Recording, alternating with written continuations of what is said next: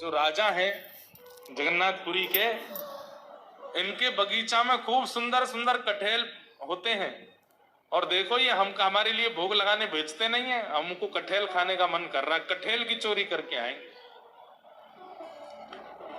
माधवदास जी बोले इतना सब कुछ करने की क्या आवश्यकता है, हम राजा जी को पत्र भेज देते हैं, कटहल भिजवा देंगे, कल कटहल ही कटहल पाना, आप चोरी करने गए।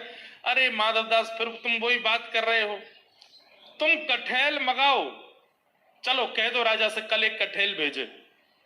कटहल आया, बोले अब इसकी सब्जी बनाओ, सब्जी अब हमने पाली, अब तुम पाओ। वो पाली, बोले अब स्वाद मिल गया, बोले हाँ अब तुम चोरी वाले कटहल का स्वाद देखना, इससे दुगना होगा। अब ये जो सुख मिला है ये फीका लगेगा उसके आगे, इसलिए अब चोरी करने चलो। माधवदास जी बोले ठीक है। तो बोले मैं रात में मेरे को सिंह द्वार पे मिल जाना। वो सिंह द्वार पे नहीं, दक्षिण द्वार पे मिलना। सिंह द्वार पे तो सब खड़े रहते हैं, रात में सोने नहीं देते, बैठ जाते हैं वहां पे, कई भक्त रात भर नाम कीर्तन करते हैं, सबको पता चल जाएगा मैं निकला हूं। दक्षिण द्वार पे मिलना। दक्षिण द्वार पे माधवदास जी बाहर प्रतीक्षा कर रहे हैं। रात्रि में ठाकुर जी आए, चुपचाप छोटे से लाला बन गए, बड़े बड़े नेत्र हैं कारे ठाकुर जी, और सुंदर एक पोशाक अपनी ऐसी धारण करके आए, आंख ही आंख दिख रही है बस। माधवदास जी ने अपने कंधा पे बैठा लिया और यहाँ दोनों हाथ रख करके श्री जगन्नाथ जी जा रहे हैं चोरी करने।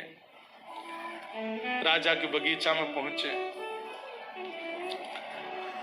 कहाँ हैं? बोले देखो सामने कटहल का पेड़ है, वहां चलो।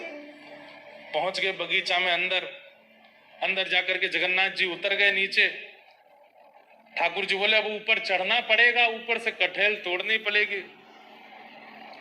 तो माधवदास जी बोले कौन से पेड़ पर चढ़ना? अरे धीरे बोलो, कोई सुन लेगा, हम तुमसे पहले ही बोले धीरे बोलना, क्या चिल्ला रहे हो? जैसे ही माधवदास जी बोले इतने में कौन से पेड़ पर चढ़ना है, तो बगीचे का मालिक उठ गया, बोले मैं बताता हूं कौन से पे चढ़ना, रुको।